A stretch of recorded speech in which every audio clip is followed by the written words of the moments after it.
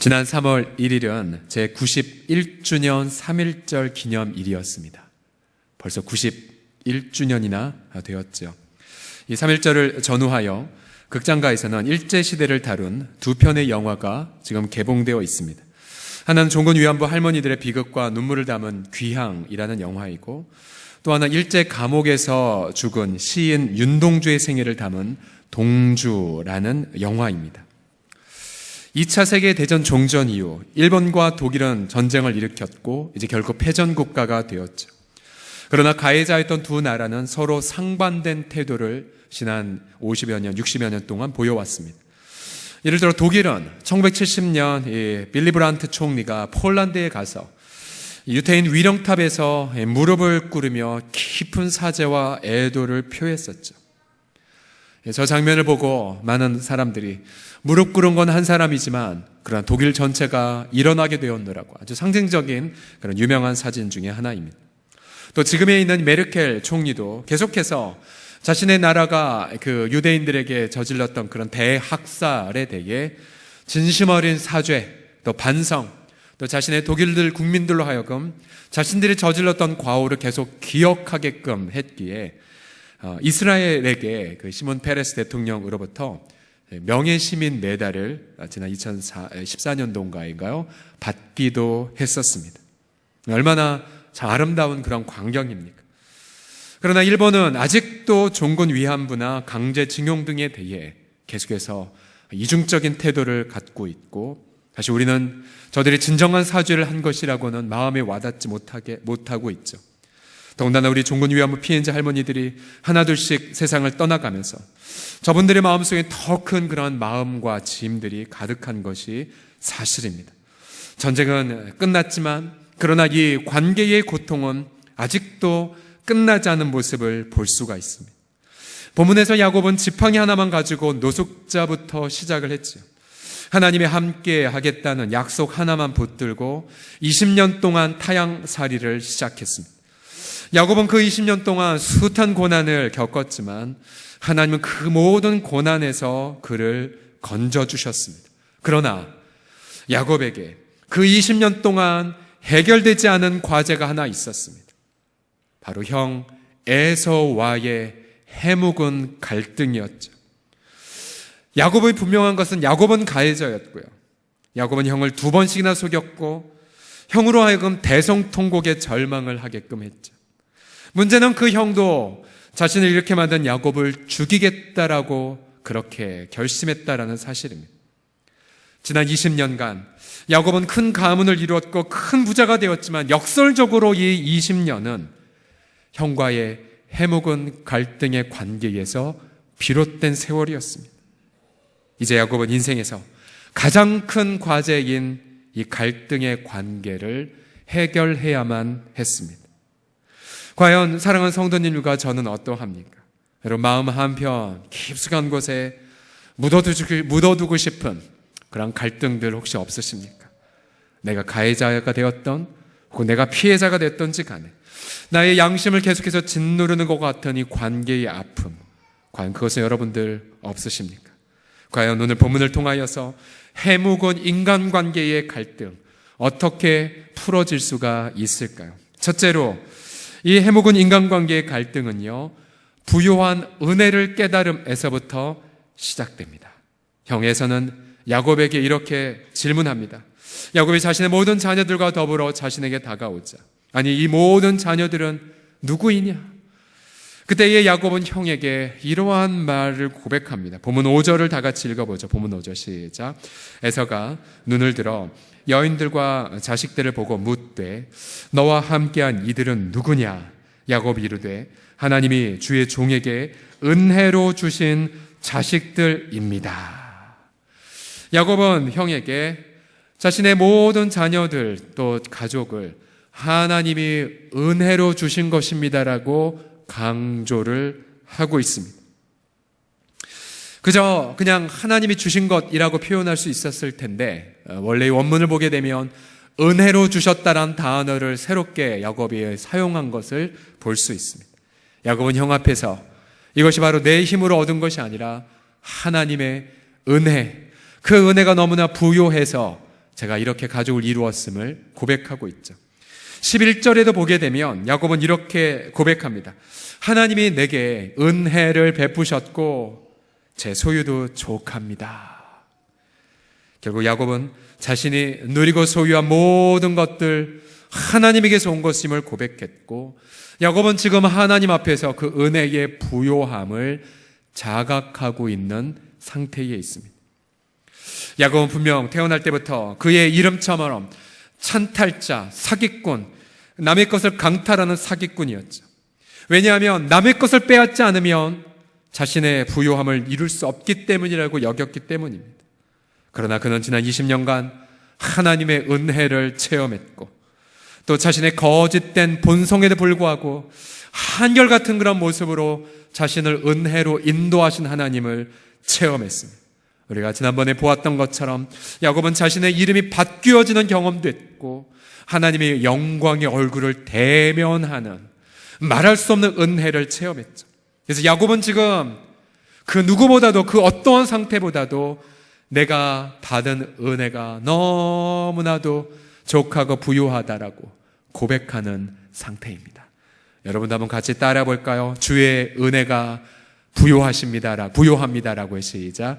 주의 은혜가 부요합니다. 바로 이러한 고백으로 야곱이 형 앞에 머물렀습니다.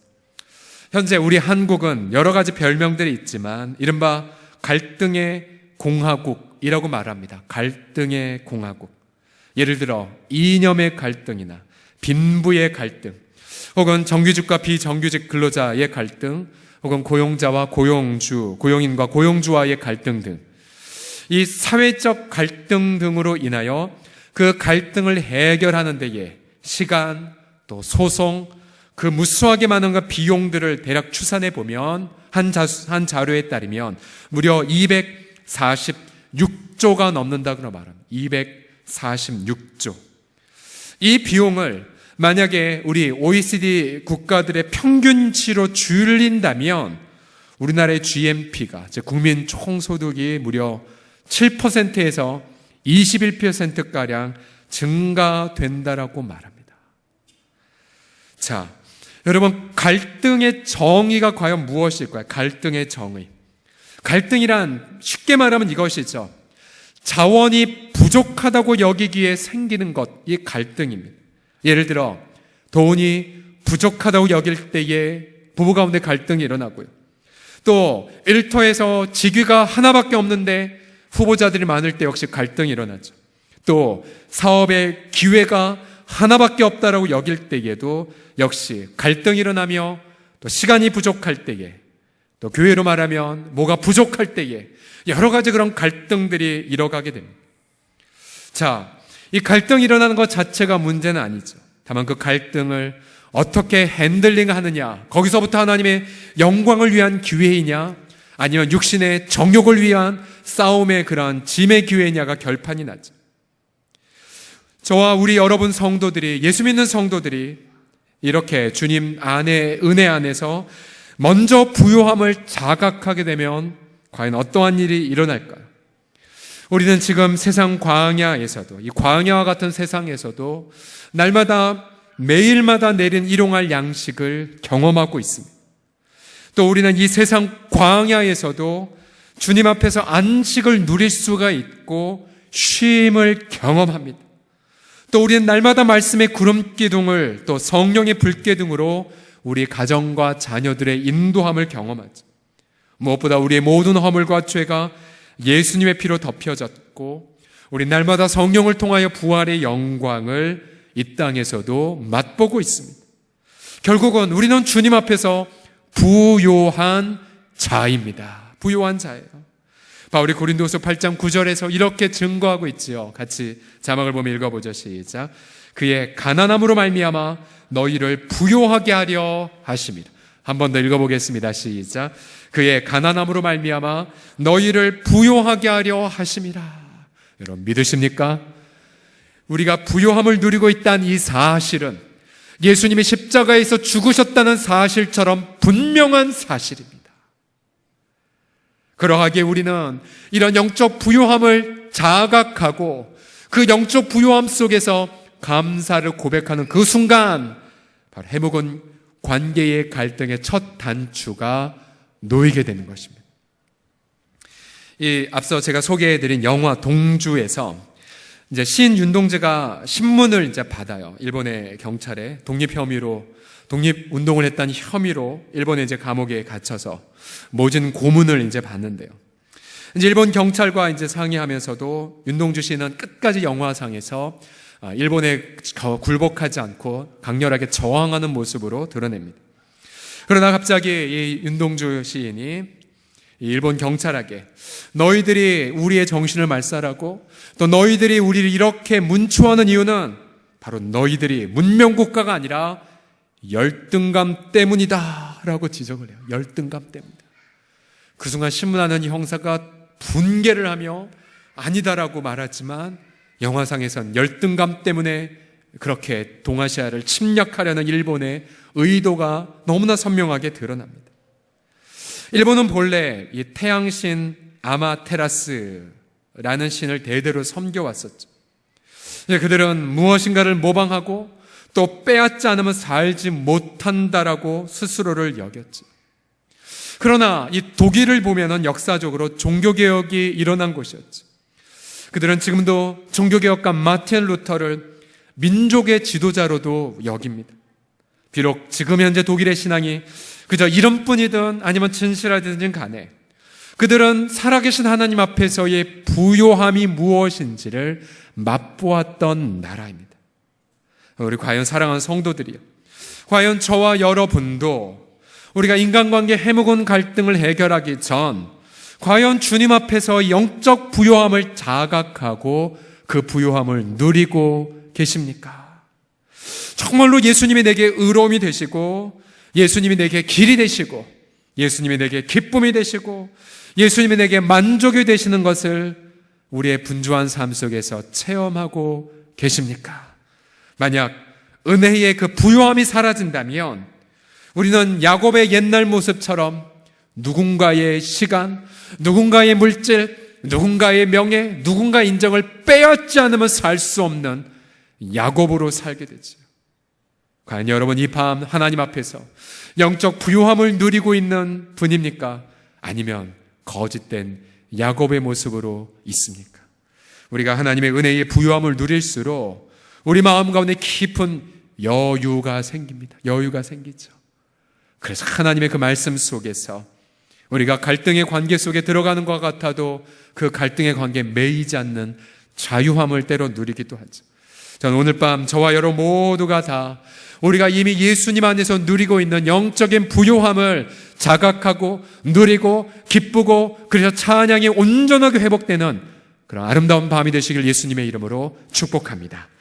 자, 두 번째로 해묵은 인간관계의 갈등은 어떻게 풀어지냐면 본문을 통해 보면 관계의 겸손을 추구하는 데서 이제 진행이 됩니다. 두 번째 본문의 교훈을 같이 읽어보자. 시작. 관계의 겸손을 추구하십시오. 3절에서 야곱은 형 에서 앞에서 무려 몸을 7번이나 굽혀 절합니다. 자, 당시 7번이나 몸을 굽히는 것은 왕 앞에서나 하는 겸손한 행동이라고 합니다. 뿐만 아니라 본문에서 야곱은 형에게 나는 당신의 종입니다 라는 표현을 많이 사용하고 있습니다. 예를 들어 5절에 보시면 당신의 종, 8절에도 보면 내 주께 은혜를 입으려, 또 13절에 보면 내 주도 하시거니와, 14절에 내 주는 종보다 앞서가소서 내 주께 나아가겠습니다. 15절에 나로 내 주께 은혜를 얻게 하소서. 10절에서는 심지어 제가 형님의 얼굴을 20년 만에 배우니 마치 하나님의 얼굴을 배운 것 같군요 라고 고백합니다. 야곱의 이 말은 야곱이 받은 약속과는 상반되거나 모순되는 말인 것 같습니다. 왜냐하면 27장 29절에 따르면 야곱은 아버지 이삭에게서 이러한 축복을 받았거든요. 만민이 너 야곱을 섬길 것이고 열국이 내게 굴복할 것이고 네가 형제들의 뭐가 된다고요? 주가 되고 네 어머니의 아들들이 내게 굴복할 것이다. 자, 그런데 야곱은 이렇게 약속을 받은 명분, 언약들 다 내려놓았어요. 내려놓았어요. 우리 같으면 형님 앞에 가서 이 문자들이 되면 형님 20년 전 봤죠? 형님이 지금 저한테 절하세요? 절하세요? 라고 말했을 텐데 그 모든 언약, 그 모든 명분, 모든 기득권 다 내려놓고 그저 겸손하게 형님 앞에 머리 숙이고 있습니다. 지난밤 자신의 이름마저도 바꾸신 하나님, 또 그 하나님을 대면케 하신 하나님, 또 지난 20년간 은혜를 누리게 하신 하나님, 그 하나님을 생각하며 머리를 조아립니다. 또 자신 때문에 방송대곡한 형에서, 정말 순진무구한 형에서 그 해서에게 고개를 조아리죠. 형에서는 그러한 광경을 보고 달려와 포옹하며 엉엉 웁니다. 20년간 묵은 앙금이 일순간에 해소가 되었습니다. 얼마나 아름다운 그림입니까? 과연 저와 여러분도 이처럼 관계 가운데에 이런 겸손을 추구할 수가 있을까요? 우리의 본성은 이럽니다. 내가 먼저 머리를 조아리면 자존심이 상할 것 같고, 그 다음 자존심이 상할 것 같지 않아도 내가 먼저 머리를 숙이면 내가 그동안 주장해온 말에 틀렸다라고 내 스스로 낙인 찍힐 것 같아 먼저 고개를 조아리지 못합니다. 그리고 더 나아가 상대편도 벌을 받아야 된다는 마음, 또 상대편이 먼저 변해야 된다라는 것라는 마음으로 우리가 심판자와 정죄의 자리에 오를 때가 얼마나 많습니까? 그러나 우리가 이 본문을 묵상해 보면서 우리는 또다시 관계의 겸손을 추구했던 한 인물 다윗을 떠올리게 됩니다. 우리 다윗이 아들 압살롬의 쿠데타를 피해 맨발로 도망갈 때에 사울 가문의 시므이라는 자가 나타나 돌을 던지며 다윗을 마구 욕했지요. 우리 한번 그림을 보시면 가장 왼쪽에 있는 자가 이제 시므이, 돌을 던지죠. 그러나 저 다윗은 지금 깊은 체념에 빠진 채 지금 도피하고 있습니다. 지금 그림에는 안 나타났지만 다윗은 맨발로 도피를 했죠. 옆에 있는 장수들은 아니 주여 저 죽은 개 같은 자 당장에 가서 제가 머리를 베겠나이다라고 말하지만, 그러나 저 다윗의 저 왼손은 옆에 있는 아비새 장수를 만류하며 가만두어라 라고 말하고 있는 장면입니다. 사무엘하 16장 17절에 보면 시므이가 이렇게 저주하죠. 시므이가 저주하는 건 이와 같이 말하냐, 피를 흘린 자여, 이 사악한 자여, 가거라. 그러자 아비새가 죽은 개 같은 자의 목을 자르겠다고 목소리를 높이자 다윗이 사무엘하 16장 10절에 이런 명문장을 우리에게 남겨줍니다. 왕이 이르되 스루야의 아들들아, 내가 너희와 무슨 상관이 있느냐? 그가 저주하는 것은 여호와께서 그에게 다윗을 저주하라 하심이니 네가 어찌 그리하였느냐 할 자가 누구겠느냐? 저는 다윗이 하나님 마음에 합한 사람이라니 말, 이 칭찬 바로 이 10절에서 완성되었다라고 생각합니다. 이 까닭 없는 저주에도 근거 없는 비방에도 겸손하게 고개를 숙인 다윗. 그러나 다윗은 그것으로만 마무리지 않고 16장 12절에 이 말씀까지 덧붙였죠. 16장 12절을 같이 읽겠습니다. 시작. 혹시 여호와께서 나의 원통함을 감찰하시느니 오늘 그 저주 때문에 여호와께서 선으로 내게 갚아주시리라 하고. 아멘. 아멘. 다윗은 그저 관계의 겸손함만 추구한 것이 아니라 그 관계의 원통함을 하나님 앞에 맡겨버린 채 하나님께서 선으로 자신에게 갚아주실지 누가 알겠느냐라고 기대하며 겸손하게 머리를 숙였습니다. 결국 관계의 겸손은 비굴과는 틀립니다. 비굴은 자신의 머리를 드실 하나님을 상정하지 않지만, 그러나 진정한 겸손은 자신의 머리를 드실 하나님을 기대하기 때문이죠. 과연 우리도 다윗처럼 이렇게 선으로 바꾸어 주실 하나님 앞에 관계의 겸손을 추구하고 계십니까? 우리가 예수 그리스도를 믿는다는 것은 바로 우리 모든 관계 속에서 관계의 겸손을 추구하는 것으로 결단한 것과 마찬가지죠. 고린도서 4장 5절을 보십시오. 여기 보시게 되면 우리는 우리를 전파하는 것이 아니다. 두 가지를 전파하는데, 하나는 오직 그리스도 예수의 주 되심, 그리고 두 번째는 뭐냐면 예수님을 위하여 우리가 너희의 종된 것도 전파한다라고 말합니다. 즉 예수님의 그 주 되심은 우리가 누군가의 종이 되는 것으로 전해집니다. 이해가 되십니까? 예수님의 그 주 되심은 우리가 그를 향하여 섬기는 것을 통해서만 전달됩니다. 만약 우리가 누군가를 섬기지 않고 우리가 누군가를 주관하려고 한다면, 우리가 누군가를 판단하고 누군가를 정죄하려 한다면 예수님의 주 되심은 우리를 통하여 전달되지가 않습니다. 이것이 바로 한국교회가 이 대사회 앞에 자꾸만 놓치는 부분이 아닙니까? 낮아지고 겸손하게 우리가 이 한국 사회의 겸손한 종이 되었음을 그렇게 고백하고 삶으로 나타내야 하는데, 우리가 자꾸만 이 한국 사회에 대하여 정치면 경제면 역사면 자꾸만 판단자가 되어 나가려고 하죠. 그럴수록 예수님의 주 되심은 결코 전달되지가 않습니다. 저는 저와 여러분이 모두가 다 다윗처럼 관계의 겸손을 추구함으로 우리 때문에 예수 그리스도의 그 아름다운 주 되심이 이 온 세상 속에, 가정과 일터 속에 전파되기를 예수님의 이름으로 간절히 축복합니다. 마지막으로요, 해묵은 인간관계의 갈등은 사랑으로 완결이 됩니다. 다 같이 따라해 주십시오. 사랑으로 완결하십시오. 시작. 오늘 본문을 보게 되면 상당히 어색한 부분들이 있습니다. 에서를 보십시오. 400명과 함께 나왔지만 그냥 400명과 함께 돌아갑니다. 무려 400명의 엑스트라와 함께 등장했다가 바로 사라지죠.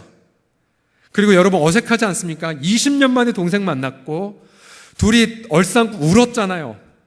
그런데 밥 한 번 한 끼 같이 안 먹고 바로 형님은 그날 바로 떠납니다. 뭔가 이상하지 않습니까? 아니 그날 그 전날 그 전에 라반과는 밤새 잔치하고 언약도 맺고 그 다음날 아침에 떠나지 않았습니까? 정말로 두 사람이 화해한 건 맞을까라는 퀘스천이 들죠. 의문이 듭니다. 또 야곱은 형에게 간청할 선물을 받게 했고, 그러나 형이 내가 너와 함께 동행해 줄게. 형님 괜찮습니다. 그럼 내가 몇 사람 남겨둘게. 제가 어떻게 그렇게 할 수 있습니까? 형님 먼저 지금 사시는 세일산 동네로 가시면 제가 천천히 우리 자녀들과 양새끼 몰고 가서 인사하러 가겠습니다. 말로만 했지 야곱이 형님을 찾아갔다는 기록은 성경에 등장되지 않습니다. 20년 만에 해묵은 갈등이 풀렸다고는 하지만 온전한 그림은 아닌 듯 보이죠. 저는 본문 말씀을 이렇게 묵상하다가 갑자기 수년 전에 제가 탐방했던 한 형제 사랑방이 갑자기 떠올랐습니다. 집에 탐방을 해보니까 형제들이 모여서 찬양도 하고 또 말씀도 나눕니다.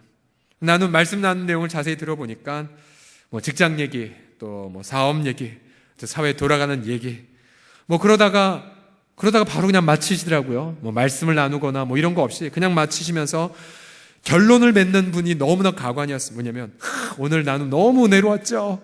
형제들 예 그렇습니다. 그리고 딱 마무리하는 모습들. 우리 자매들이여 절대로 안심하지 마십시오. 남자들끼리 이렇게 모이면 이렇게 엉뚱한 그림을 연출합니다. 저를 비롯해서.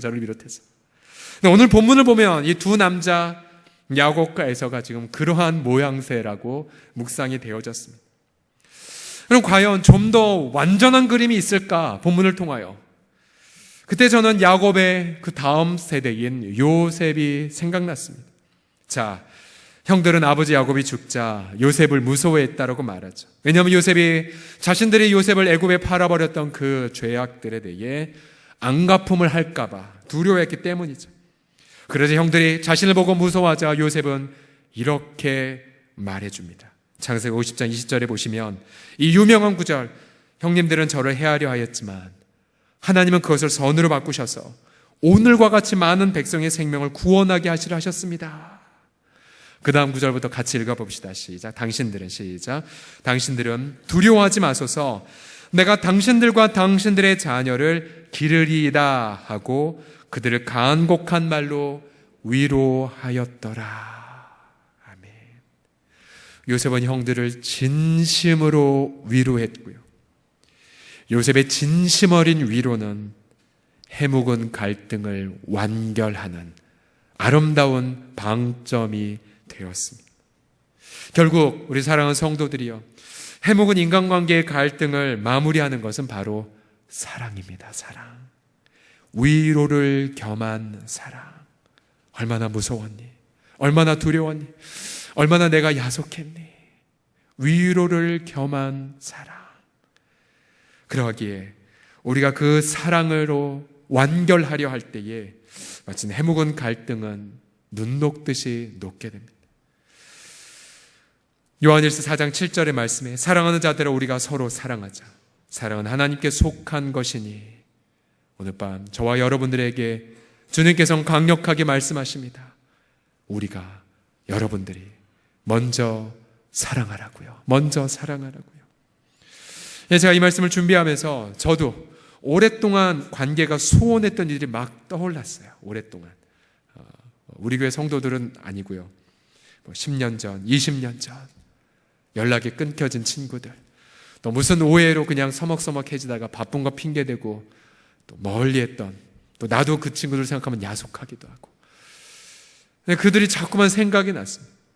그러면서 주님이 어제 아침이었나요? 오늘 아침이었는데 오늘 새벽에 경철아, 네가 먼저 사랑해야 돼. 네가 먼저 사랑해야 돼.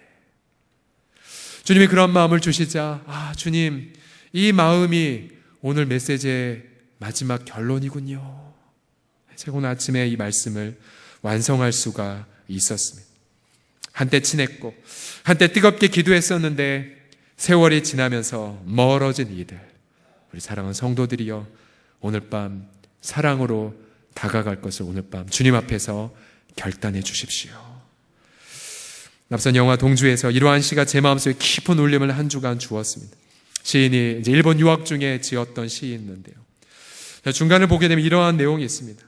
생각해 보면 어린 때 동물을 하나 둘 죄다 잃어버리고, 나는 무얼 바라, 나는 다만 홀로 침전하는 것일까. 인생은 살기 어렵다는데 시가 이렇게 쉽게 씌어지는 것은 부끄러운 일이다. 시인에는 유독이 부끄럽다란 내용이 많이 나오죠. 민족이 민족을 학대하고 잔혹하게 할 때에 한없이 무기력했던 자신을 향해 부끄러움을 고백을 했습니다. 그러나 그가 자신의 양심 속에 있는 부끄러움을 인정하고 그것을 감추지 않자 그는 끝까지 일제의 저항에, 타협에 저항했던, 그래서 그의 시는 지금까지 우리의 양심에 울리는 별과 같이 되지 않았습니다. 우리 사랑하는 성도님들, 저와 여러분이 이 시간 주님 앞에서 우리 양심 속에 과연 무엇이 부끄러우십니까? 무엇 때문에 흔들리며 무엇 때문에 정말로 마음 가운데 괴로워하십니까? 그리고 그 괴로움 속에 누가 있습니까? 오늘 밤 해묵은 관계의 갈등을 주의 은혜로 회복함으로 우리의 괴로움이 야곱처럼 요셉처럼 또 하나의 아름다운 빛나는 씨가 되기를 예수님의 이름으로 축복합니다. 우리 기도합시다. 살아계신 주 예수 그리스도여, 히브리서 말씀에 너희는 모든 사람과 더불어 거룩함과 화목함을, 화평함을 추구하라. 이것이 없이는 아무도 주를 볼 수 없다라는 말씀을 이 시간 마음속에 떠올려 보나이다. 하나님 아버지, 우리 주님이 다시 오시는 날 우리 마음에 묻어두었던 모든 부끄러움과 우리 마음에 감추려 했던 모든 갈등들이 다 드러날진대 주님 간절히 사모하나이다. 아버지, 이 시간 주님 앞에서 나의 부끄러움을 감추지 말게 하여 주셔서 예수님 다시 오시는 날 주님의 재림 앞에, 주의 면전 앞에 영원히 부끄러움을 당치 말게 하여 주시옵소서. 우리 가운데에, 우리 양심 가운데 성령님 말씀하여 주시사, 아버지, 오늘 이 밤 우리가 무엇을 어떻게 기도해야 될지 기도의 단어와 기도의 얻구를 찾게 하여 주시고, 우리가 품어야 할 아버지 하나님의 올바른 하늘의 마음을 갖게 하여 주시사, 우리도 야곱처럼 요셉처럼 다윗처럼 해묵은 관계의 갈등을 해결 경험하는 주님 아름다운 열매를 주여 우리 모두가 맺게 하여 주시옵소서. 예수님의 이름으로 이 모든 기도를 의탁하며 기도드립니다. 아멘.